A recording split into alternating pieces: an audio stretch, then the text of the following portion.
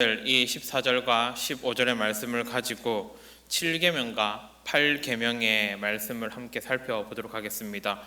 교재도 한번 함께 찾아보도록 하겠습니다. 오늘 교재는 70문부터 시작합니다. 교재 70문 제7계명은 무엇입니까? 한번 찾아보시겠습니까? 동일하게 제가 찾으시는 동안 답을 한번 읽어보겠습니다. 제7계명은 간음하지 말지니라 하신 것입니다. 이렇게 간음에 대해서 우리가 먼저 배울 것이고 또 도둑질하지 말라라는 8계명에 대해서 살펴보도록 하겠습니다. 지난주에 이어서 이번 주도 하나님이 우리 사람과 사람 사이에 있어서 어떻게 아름답게 인간관계를 맺어가고 또 서로에 대해서 생명을 지켜주고 책임을 다해야 하는지에 대해 다루었는데 오늘 또 굉장히 무겁고 중요한 주제들에 대해서 살피고 있습니다. 먼저 방금 70문에서 다루었던 것처럼 그리고 출애굽기 말씀에서 읽었던 것처럼 간음하지 말라라는 이 주제를 살피도록 하겠습니다. 성도님들, 간음하지 말라라고 말할 때 간음을 우리는 어떻게 생각하고 어디까지 확대하고 해석해야 할까요? 간음은 이렇게 간단하게 정리할 수 있습니다.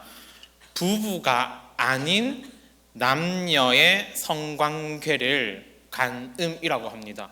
그런데 이게 사전적인 정의인데 이제는 조금 성경적인 색깔을 더해서 이 간음을 해석하자면 부부가 아닌 남녀 간의 성관계 더하여서 부부가 아닌 사람과 사람 사이에 일어나는 모든 성적인 관계도 포함하고 있습니다. 그만큼 세상이 얼마나 더럽고 추악한지 이것을 우리에게 적나라하게 보여주고 있는 것이지요. 다시 말해서 부부는 반드시 남자와 상대방은 성별이 어떻게 되어야 합니까? 여자여야 합니다. 부부가 남자와 남자가 될 수가 있습니까? 없습니까? 절대로 될 수 없습니다. 부부는 여자와 여자가 될 수 없습니다. 문제는 오늘날 사회는 동성에 대해서 굉장히 관대하고 열려 있어서 부부가 남자와 남자가 될 수도 있고 여자와 여자가 될 수 있다라고도 용인해 주지만 성경적인 가르침에 따라서 부부는 반드시 남자와 여자여야 합니다. 이 부부 사이에 있어서만 합법적인 성관계를 하나님은 우리에게 허락을 하셨습니다. 성도님들, 그러면 부부가 되기 위해서는 그 전에 먼저 어떠한 제도, 절차가 우리에게 있어야 합니까? 부부가 되기 위해서 결혼 예식을 반드시 거쳐야 되죠. 이 결혼 예식은 하나님이 우리에게 친히 제정해 주신 제도입니다. 이것을 구약 성경 창세기에서 발견을 할 수가 있죠.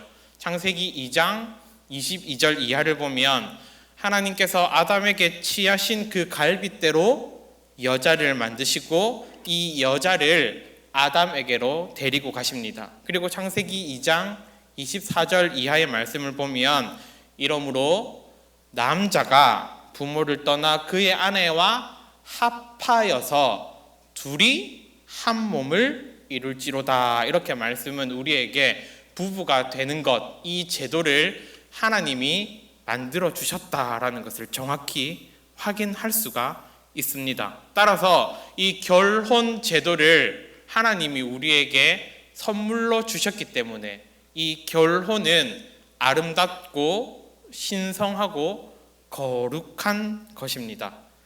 또한 여기서 우리가 꼭 기억해야 할 것은 결혼은 사람이 만든 제도가 아닙니다. 결혼은 사람이 만든 제도가 아니라 하나님이 우리에게 주신 선물에 해당하기 때문에 오늘날 젊은 사람들이 이렇게 이야기를 하죠. 결혼하기 전에 니랑 내랑 성격이 잘 맞는지 우리 먼저 한번 살아보자. 한 1개월, 6개월, 1년 정도 같이 동거해보자. 성경적인 관점에 어긋납니까? 맞습니까? 어긋나는 것입니다. 이것은 하나님이 우리에게 허락하신 부분들이 아닙니다. 이것을 예수님은 신약성경 마태복음 19장에서도 동일하게 인용해서 가르쳐 주시는데 마태복음 19장 4절 이하에서 이렇게 이야기합니다. 예수께서 대답하여 이르시되 사람을 지으시니가 본래 그들을 남자와 여자로 지으시고 그 둘이 부모를 떠나 아내에게 합하여 한 몸이 될지니라 하신 것을 읽지 못하였느냐. 그런즉 이제 둘이 아니요 한 몸이다 라고 우리 예수님이 친히 이 구약 창세기의 말씀을 인용하여서 신약에 있어서 언급하며 다시 한번 결혼 제도가 얼마나 중요한 것인지를 가르쳐 주십니다. 뿐만 아니라 이 결혼은 창세기 1장 28절의 관점을 따라서 생육하고 번성하여 땅에 충만하라라는 이러한 말씀 가운데 하나님 나라를 확장시켜 나가는 데에도 굉장히 중요한 부분을 가지고 있습니다. 하나님을 믿는 남자와 하나님을 믿는 여자가 함께 만나서 가정을 이루고 경건한 자손을 출산하여서 주님의 교회를 확장시켜 나가기 때문에 결혼은 단순히 남자랑 여자가 만나서 좋아서 자녀를 하나 놓고 둘 놓고 행복하게 사는 이러한 세상의 관점이 아니라 하나님을 믿는 남자와 하나님을 믿는 여자가 만나서 거룩한 자녀를 출산하여 주님의 교회와 주님의 나라를 확장시켜 나가는 것, 이것이 바로 하나님이 우리에게 주신 결혼 제도다라는 것입니다. 그러면 지금부터 이 결혼을 살펴보았기 때문에 간음이 왜 죄에 해당하는지, 왜 하나님이 간음하지 말라 하셨는지 한번 깊이 있게 살펴보도록 하겠습니다. 간음이 왜 죄일까요? 지금까지 제가 설명드린 결혼 제도를 망가뜨리고 하나님의 관점이 아닌 사람의 관점에서 결혼 제도를 마음대로 해석해 버리기 때문입니다. 제가 한번 성경적인 예를 들어보도록 하겠습니다. 사무엘 하 12장에 가면 다윗이 나단 선지자 앞에서 자신의 죄를 고백합니다. 어떠한 죄를 고백합니까? 사무엘 하 12장에서 바로 밧세바를 취한 이 끔찍한 죄악에 대하여서 다윗이 나단 선지자에게 이렇게 고백을 합니다. 내가 여호와 하나님 앞에 죄를 지었습니다. 이렇게 이야기를 합니다. 단순히 다윗이 왕의 자리에서 한 여자를 취했기 때문이 아니라 그가 지은 죄악의 명목들을 이렇게 나열할 수 있습니다. 한번 들어보십시오. 다윗은 자신의 배우자를 사랑하지 않았습니다. 다윗은 자신의 배우자로 만족하지도 않았습니다. 다윗은 한 몸 된 부부를 사람인 자신이, 하나님이 그 둘에게 허락하신 결혼 제도를 사람이 마음대로 망가뜨려 버렸습니다. 이것이 간음이 주는 죄들에 해당합니다. 다시 말해서 이렇게 정리를 해볼 수가 있습니다. 간음은 단순히 어떤 다른 배우자를, 결혼한 배우자를 범하는 것에서 1차적인 관점에서 끝나는 것이 아니라 짝지어준 배우자를 사랑하지 않는 것이 간음입니다. 하나님이 짝지어 주신 그 배우자로 만족하지 못하고 감사하지 못하는 것, 이것이 간음에 해당합니다. 뿐만 아니라 간음은 한 남자와 한 여자로 가정을 이루지 않는 것, 이것도 간음에 해당합니다. 뿐만 아니라 한 몸 된 부부를 사람이 임의로 갈라놓으려 하는 것, 이것 또한 간음에 해당합니다. 하지만 조금 전에 다윗의 좋지 않은 예를 보았지만 하나님 앞에 죄를 범하지 않았던 아름다운 믿음의 고백을 한 사람도 있죠. 창세기 39장을 보면 누가 등장합니까? 보디발의 아내와 요셉이 등장합니다. 요셉이 이렇게 이야기를 합니다. 이 집에는 나보다 큰 이가 없으며 나의 주인이 아무것도 나에게 금하지 않았는데 금한 것이 한 가지 있습니다. 바로 주인의 아내인 당신입니다. 내가 그런즉 어찌 큰 악을 행하여서 하나님 앞에 죄를 범하겠습니까? 이렇게 이야기를 합니다. 사람에게 죄를 범하기에 앞서서 이 간음이라는 것은 하나님 앞에 죄를 범하는 것이다. 이것을 우리 또한도 꼭 기억해야 하는 것입니다. 조금 더 심화해서 살펴보자면 성도님들, 제가 한 가지 한번 여쭤보겠습니다. 살인이 큰 죄일까요? 간음이 큰 죄일까요? 한번 대답해 보십시오. 살인이 큰 죄일까요? 간음이 큰 죄일까요? 두 가지 다 큰 죄죠. 그런데 보통 사람이 생각할 때에, 세상적인 관점에서 생각을 할 때에 그래도 살인이 더 끔찍하지, 살인이 더 심각한 죄지, 이렇게 생각하지 않겠습니까? 그렇죠? 아닙니까? 그런데 성경적인 관점에서는 살인보다 간음이 더 큰 죄다라고 해석을 하기도 합니다. 왜 그러냐면 살인은 한 사람의 생명을 빼앗아 가버리는 것이지만, 간음은 한 가정을, 그 가정의 생명을 통째로 박탈해 버리는 죄악이기 때문에 성경적인 관점에서 볼 때 살인보다 간음이 더 심각하고 더 무거운 죄에 해당한다, 이렇게 이야기를 하기도 합니다. 뿐만 아니라 지금 살피고 있는 이 간음하지 말라라는 7번째 계명은 8번째 계명과 또 10번째 계명과도 굉장히 연관성을 가지고 있습니다. 8계명은 도둑질하지 말라라고 우리에게 가르치고 있는데, 그 뒤에 이러한 단서가 붙죠. 남의 남편이나 남의 아내를 취하는 것은 도둑질입니다. 그렇기 때문에 간음하는 것, 이것은 도둑질의 죄도 함께 범하는 것이고, 10계명에서 이렇게 단서를 붙이고 있죠. 내 이웃의 아내나 그의 남종이나 그의 여종이나 내 이웃의 소유를 탐내지 말라라고 말할 때, 먼저 나의 소유가 아니라, 내 것이 아닌 하나님이 허락하신 다른 사람의 것 뿐만 아니라 이웃의 아내, 다른 사람의 배우자를 빼앗는 행위에 해당하기 때문에 간음은 10계명도 함께 범하게 되는 무서운 죄에 해당합니다.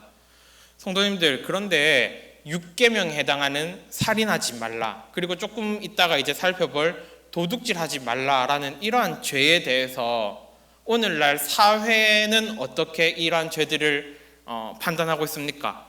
어떤 한 사람이 살인을 저질렀습니다. 어떤 사람이 도둑질을 했습니다. 그 죄를 강하게 벌하죠. 그런데 지금 살피고 있는 7번째 계명, 간음이라는 죄는 가면 갈수록 어떻게 받아들입니까? 죄가 아니다, 그럴 수도 있다, 뭐 이 정도는 이제 용인해줘야지라는 사회의 풍토와 문화는 이 간음이라는 주제를 괜찮아, 더 이상은 죄로 여기지 않으려고 합니다. 하지만 7계명은 반드시 하나님 앞에서 끔찍하고 무서운 죄다라는 사실을 꼭 기억해야 합니다. 그리고 우리가 하나님이 허락하신 나의 배우자를 통하여서 이것을 조금 더 고차원적인 부분으로 한번 해석을 해보자면 이렇게 해석을 할 수도 있습니다. 하나님, 바로 우리의 신랑 되신 예수 그리스도, 그리고 신부된 우리는 하나님과 결혼한 마치 부부 관계처럼 우리의 신랑 되신 하나님만 바라보아야 합니다. 그렇게 해석하자면 이 7계명은 몇 번째 계명과 또 맞닿아 있습니까? 바로 첫 번째 계명, 너는 나 외에 다른 신들을 내게 두지 말라 하신 신랑 되신 하나님만 바라보아야 하는, 다른 신을 절대로 우리의 마음에 품으면 안 되는 첫 번째 계명과도 굉장히 밀접한 관계를 가지고 있습니다. 이러한 부분들을 성경의 구절들을 근거로 해서 살펴볼 수가 있죠. 이사야서 54장 5절 이하를 보면 이렇게 이야기를 합니다. 너를 지으신 이는 너의 남편이다 라고 이야기를 하며, 그분은 만군의 여호와시며 너의 구속자, 이스라엘의 거룩하신 주님이시다 이야기합니다. 뿐만 아니라 에베소서 5장 22절 이하를 보면 아내들이여 자기 남편에게 복종하기를 주님께 하듯 하라, 이는 남편이 아내의 머리됨이 그리스도께서 교회의 머리됨과 같다라고 이야기하며 우리의 참 신랑 되신 예수 그리스도와 우리가 이렇게 부부 관계처럼 오직 그분만을 바라보고 다른 데 마음을 품으면 안 되는 중요한 영적인 가르침도 제공하고 있습니다. 그러면 7계명을 한번 정리해 보도록 하겠습니다. 7계명은 하나님이 우리에게 단순히 간음하지 말라라는 금지 명령이 아니라 우리에게 선물로 주신 결혼 제도, 그리고 부부 관계, 우리에게 허락하신 가정과 자녀, 이 아름다운 가정 공동체와 교회 공동체를 지켜 나가고자 하시는 하나님의 배려와 사랑이 담긴 계명에 해당합니다. 이 7계명을 꼭 기억하시고 우리의 참 신랑 되신 예수 그리스도, 하나님이 나에게 아름다운 사람으로 허락하신 배우자를 위하여서 날마다 기도하고 또 자주 감사합니다, 고맙습니다, 또 사랑합니다 이렇게 표현하시는 우리 성도님들이 되시기를 바랍니다. 이제 우리 73문 내용으로 한번 넘어가 보도록 하겠습니다. 73문은 8번째 계명에 해당합니다. 제가 문제를 읽을 테니 답을 해주시길 바랍니다. 제 8계명이 무엇입니까?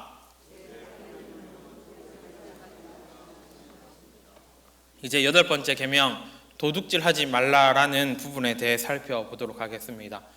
여기에서 8계명을 우리가 이해하기 위해서 두 가지 기본적인 내용을 먼저 이렇게 밑바탕으로 깔아야 하는데요. 첫 번째는 무엇이냐 하면 도둑질하지 말라라고 했습니다.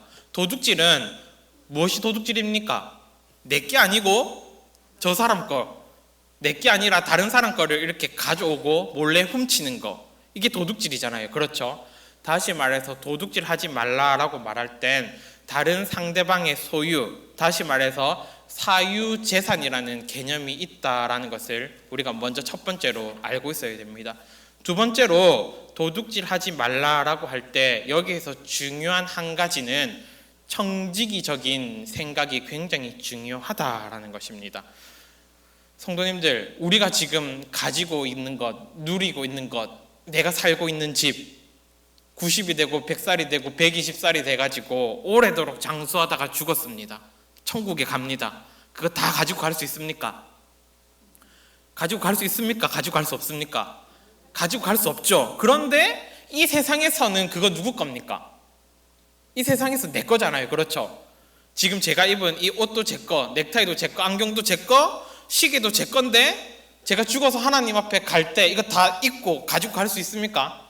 가지고 못 갑니다. 무슨 말이냐면 세상에서 다 내 건데 나의 것은 머리부터 발끝까지 사실은 세상 살아갈 동안만 하나님이 그래, 니 좀 가지고 살아봐라, 니 좀 누리고 살아봐라, 하나님 우리에게 선물로 주셨다라는 겁니다. 이것을 신명기 8장 17절 이하에서 찾아볼 수가 있는데요. 이렇게 이야기합니다. 그러나 네가 마음에 이르기를 내 능력과 내 손의 힘으로 내가 이 재물을 얻었다 말할 것이지만 18절을 보면 네 하나님 여호와를 꼭 기억해라. 그분이 너에게 재물과 이 재물 얻을 능력을 모두 다 허락해 주셨다. 이렇게 신명기 8장 17절 18절이 우리에게 가르쳐 주고 있습니다.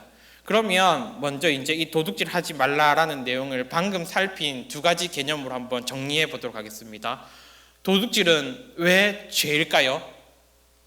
먼저는 하나님이 내한테 준 게 아닌 다른 사람에게 선물로 준 재물, 다른 사람에게 그 선물로 얻을 능력을 준 그 소유물을 내 거인 것 마냥 하나님께서 저 사람에게 준 건데 내가 임의로 뺏고 훔치려고 하니까 이게 죄가 되는 겁니다. 도둑질이 왜 죄입니까? 라고 물어본다면 두 번째로는 이렇게 답을 할 수도 있습니다. 하나님이 나에게 모든 것을 이 세상에서 가질 수 있게, 누릴 수 있게, 적당히 분수지키며 살 수 있게 은혜로 다 주셨는데 죽어서는 아무것도 못 갖고 가는데 그럼에도 불구하고 많이 갖고 있는데 이것에 만족하지 못하고 있거든요. 청지기가 주인이 되려고 하거든요. 그렇기 때문에 도둑질이 죄다라고 우리는 이해할 수 있습니다. 그러면 이 도둑질이라는 죄를 범하지 않기 위해서는 어떻게 해야 할까요? 하나님이 주신 것에 자족하며 자주자주 감사하며 다른 사람과 비교하지 않으면서 살아가야 합니다. 디모데전서 6장 6절 이하에서 이렇게 가르칩니다. 그러나 자족하는 마음이 있으면 경건은 큰 이익이 되느니라. 우리가 이 세상에 가지고 온 것이 아무것도 없음에 또한 가지고 갈 수 있는 것도 아무것도 없다라고 디모데전서 6장은 우리에게 가르쳐 줍니다. 잠언 30장 8절 9절 굉장히 유명한 부분인데요. 우리 한번 말씀을 함께 찾아서 읽어봤으면 좋겠습니다. 잠언 30장 8절과 9절입니다.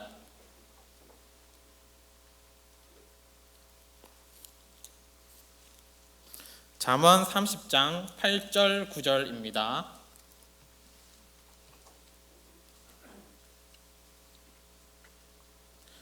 찾으셨습니까? 자, 우리 같이 한번 읽어보겠습니다. 시작. 곧 헛된 것과 거짓말을 내게서 멀리 하옵시며 나를 가난하게도 마옵시고 부하게도 마옵시고 오직 필요한 양식으로 나를 먹이시옵소서. 혹 내가 배불러서 하나님을 모른다 여호와가 누구냐 할까 하오며 혹 내가 가난하여 도둑질하고 내 하나님의 이름을 욕되게 할까 두려워함이니이다. 아멘. 성도님들, 혹시 오늘 수요 성경 강의 자리에 오실 때 집에 돈이 없거나 쌀이 없어가지고 조금 굶고 오신 성도님들 계십니까? 혹시 있으면 저희 집에 얼마 전에 쿠팡으로 쌀 20kg 샀는데 절반 떼어 드릴 테니까 네, 이야기하십시오. 제가 뭐 우스갯소리 농담으로 이런 이야기를 하지만 사실 오늘 우리는 먹고 사는 부분에 있어서 돈이 없어서 쌀이 없어서 굶는 사람은 사실 많이 없죠. 있으면 우리는 그 사람을 반드시 구제하고 도와야 하는데 방금 읽은 이 잠언 30장의 말씀을 보면 내가 배고파서 찢어지게 가난하기도 싫고 하나님 그렇다고 너무 부하고 배불러서 기름이 쫙잘 흘러가지고 하나님을 잊어버리지 않게 적당히 만족하며 적당히 자족하며 살 수 있게 도와주옵소서라고 우리에게 교훈합니다. 그런데 연약한 사람인 우리는 어떻게 하려 합니까? 이것도 내 거, 저것도 내 거, 조금 더 좋은 거, 조금 더 큰 거, 조금 더 반짝이는 것, 조금 더 가치 있는 것, 너무너무 욕심을 많이 가지려고 하죠. 제가 저기 위에서 자꾸 지금 고함 지르고 있는 제 딸만 봐도 그것을 정확히 알 수 있습니다. 제가 딸한테 장난을 치려고 이거 누구 거야? 이렇게 물어보면 예원이 거야! 이렇게 말합니다. 이거 아빠 주면 안 돼? 제가 싹 뺏어서 아빠 거! 이렇게 하면 어떻게 하는지 아십니까? 내 거야! 내 거야! 내 거! 예원이 거! 막 신경질이랑 짜증을 내고 막 너무 무섭게 저한테 달려듣더라고요. 그거 다 누가 사준 건데 제가 속으로 막 어린 이렇게 자녀도 아직 이 세상의 이치를 많이 깨닫지 못하는 모든 연약한 사람도 내 거라는 거에 대해서 굉장히 욕심을 많이 가집니다. 여기는 우리도 사실 별반 다를 바가 없죠. 그런데 우리는 이 8계명을 살피면서 하나님 우리에게 허락하신 모든 것이 사실은 내게 아니라 하나님이 주신 것이다. 이것을 첫 번째로 고백할 수 있어야 됩니다. 그러면 내 것으로 나의 소유로 가지고 있지만 필요한 상대방에게 어떻게 할 수도 있어야 될까요? 너그럽게 주고 베풀 수도 있어야 하는 것입니다. 지금부터는 이 8계명을 조금 더 확장해서 한번 살펴보도록 하겠습니다. 74문 우리 한번 찾아서 보도록 하겠습니다. 제가 문제를 읽어보겠습니다. 제 8계명이 명하는 것은 무엇입니까?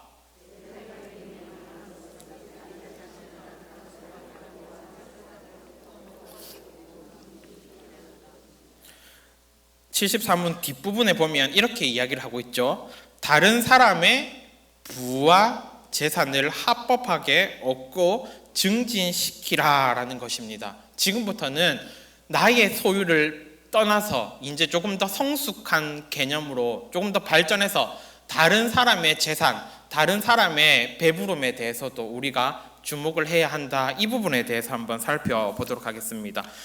8계명을 살필 때는요, 성도님들, 가장 먼저는 구제라는 주제와 함께 더하여서 8번째 계명을 살필 수가 있어야 합니다. 에베소서 4장 28절 이하를 보면 이렇게 우리에게 교훈합니다. 도둑질 하지 말고 돌이켜서 가난한 자에게 구제할 수 있도록 자기 손으로 수고하고 선한 일에 힘써라 이야기합니다. 8계명에서 이야기하고 있는 도둑질, 이 도둑질을 내려놓고 구제하기에 힘써라, 이것이 선한 거다라고 에베소서는 우리에게 교훈합니다. 칼빈도 우리에게 이렇게 이야기를 하였습니다. 하나님의 재산을 위탁받은 청지기, 그 사람이 누구입니까? 바로 우리들이죠. 청지기인 우리가 가난한 이웃을 구제하지 않으면, 가난한 이웃에게 베풀지 않으면 그 사람은 도둑놈이다, 이렇게 이야기를 합니다. 그러면 우리는 도둑놈으로 살면 안 되잖아요. 그렇죠? 어떻게 해야 됩니까? 구제하기에 힘써야 합니다. 저와 또 우리 청년부 우리 지체들이 올해 구제 헌금을 한번 하고 작년에도 한번 했는데, 올해 튀르키예 지진이 났을 때 제가 우리 함께 우리 청년들에게 구제 헌금 해야 되지 않겠느냐 말하기도 전에 우리 청년들이, 임원들이, 목사님 우리 구제 헌금 같이 해서 제1용도교회 청년부 이름으로 구제 헌금 빨리 하면 좋겠어요, 이런 제안들이 있었습니다. 그래서 책정해 놓은 금액보다도 훨씬 더 많은 헌금을 우리 제1용도교회 청년부에서 함께 이렇게 튀르키예 이렇게 헌금으로 보냈고, 또 작년에도 2번에 걸쳐서 가난한 자들, 또 도움의 손길이 필요한 자들에게 제1용도교회 청년부라는 이름으로 이렇게 구제하기에 이렇게 여러 번 힘을 썼습니다. 우리 성도님들은 어떻습니까? 요즘 많은 구제할 수 있는 굉장히 단체들도 있고 또 많은 부분들도 있는데, 우리가 내가 가진 것, 또 내 곁에 있는 나의 자녀들, 나의 가족들, 거기에만 너무 집중하고 또 초점을 맞추는 게 아니라 조금 더 눈을 들어서 모든 세상을 주관하고 또 다른 영혼들도 돌이켜 살피시는 그 하나님의 마음을 가지고 우리도 구제하기에 반드시 힘써야 합니다. 또한 8계명은 4번째 계명, 안식일을 기억하여 거룩하게 지키라, 이 부분과도 굉장히 연관성을 가지고 있는데요. 왜 연관성을 가지고 있냐 하면, 4번째 계명은 반드시 우리가 주일을 성수하고 하나님 앞에 예배자로 살아갈 것을 요구하고 있는데, 이 8계명 도둑질은 세상의 관점에서 나의 힘으로, 나의 능력과 나의 노력으로 더 많이 성공하고 더 많이 얻는 것, 여기에만 너무 초점을 가지고 있다 보니까 하나님을 믿기보다 자기 자신을 믿고 자기 자신을 더 신뢰하려고 합니다. 하나님을 온전히 신뢰하지 못하기 때문에 쉬지 못하고 내가 모든 날을, 모든 시간을 주도해야 하고 이루어 가야 한다라는 생각 때문에 일을 손에서 내려놓지 못하고 세상에서 조금 더 많이 얻으려 하고 세상에서 조금 더 많이 누리려고 하는 것이지요. 그런데 이 세상에서 모든 것, 가지고 있는 것, 누리고 있는 것, 아까 제가 앞에서 언급했듯이 하나님이 청지기인 우리에게 허락하신 것인데, 그것을 하나님의 은혜가 아닌 나의 노력으로 얻으려고 하기 때문에 8계명 도둑질하지 말라라는 것은 4번째 계명인 안식일을 기억하여 거룩하게 지키라라는 계명과도 깊은 연관성을 가지고 있습니다. 그리고 8계명을 조금 더 확장해서 해석을 하자면 이렇게 이야기를 하기도 합니다. 웨스터민스터 대요리문답 142문에서 도둑질하지 말라라는 죄를 이렇게 열거하고 있는데 한번 들어보시기를 바랍니다. 8계명에서 금지하고 있는 죄들은 가격 인상을 위한 매점매석, 불법적인 직업, 투기하는 것, 이웃의 소유를 불공정한 죄악된 방법으로 뜯어가는 것, 그렇게 자신을 배부르게 하는 것, 탐욕, 세상 재물을 과도하게 소중히 여기는 것, 세상 재물을 얻는 것에만 깊이 몰두하는 것, 세상 재물을 얻는 것에만 염려하는 것, 다른 사람의 번영에 대하여서 질투하고 비방하는 것, 방탕하는 것, 낭비하는 게임, 이러한 모든 것이 바로 도둑질이라는 죄에 해당합니다라고 가르칩니다. 한 가지 더하여서 8계명은 이러한 것들과도 붙어 있습니다. 오늘날 젊은 이들의 꿈이 뭔지 아십니까, 성도님들? 너 꿈이 뭐야? 라고 물어보면 농담으로 이렇게 이야기를 합니다. 돈 많은 백수요. 또 이렇게 이야기를 하기도 하죠. 로또 1등 당첨되는 거요. 또 이렇게도 요즘은 이야기하기도 합니다. 건물주요. 이 세 가지가 함께 가지고 있는 공통점이 무엇일까요?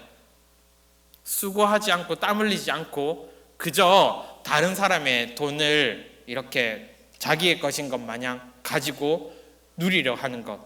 물론 우리 성도님들 중에 건물주가 계시지만 제가 있는 점인지 잘 모르겠습니다. 수고하고 땀 흘려서 우리가 일군 것으로 유익을 가지는 것은 아무런 문제가 되지 않습니다. 그런데 제가 조금 전에 열거했던 것처럼 투기하는 것, 매점 매석하는 것, 불공정한 방법으로 이웃의 돈으로 나의 배부름만 누리려 하는 것, 이러한 모든 것이 죄다라고 8계명은 우리에게 가르쳐 줍니다. 그래서 너무 투기하는 것, 로또 하는 것, 이러한 부분들에 우리가 부러워할 필요도 없고, 와, 땅값이 얼마가 올랐다더라, 옆 동네에서 로또 1등 당첨되었다더라, 이런 부분들에 크게 관심을 두지 않아도 됩니다. 왜 그렇습니까? 하나님이 그것은 바람직하지 않은 것이다 라고 우리에게 정확히 이야기해 주고 있기 때문입니다. 그러면 8계명을 한번 정리해 보도록 하겠습니다. 8계명은 하나님께서 우리에게 허락하신 모든 가지고 있는 것들, 누리고 있는 것들, 이것을 선물로 주신 것이다 라는 것을 첫 번째로 우리는 기억하고, 하나님이 주신 것들에 대해서 감사합니다, 자족할 수 있어야 합니다. 그런데 여기에서 우리가 하나님이 주신 것에 자족하지 못하고 이웃의 소유를 부러워하는 것, 다른 사람과 비교하여서 하나님의 은혜를 망각해 버리는 것, 이것이 죄다라는 것을 우리는 꼭 기억해야 합니다. 하나님은 8계명을 우리에게 주시면서 나의 재산을 귀히 여기듯이 상대방의 소유와 생명을 귀히 여기기를 원하시고, 이 사회를 보다 아름답게 구제하며 함께하며 살아가기를 원하고 계신다라는 것을 우리가 꼭 기억했으면 좋겠습니다. 우리 이 시간 오늘 7계명과 8계명의 말씀을 살펴보았는데 함께 말씀을 기억하면서 기도했으면 좋겠습니다.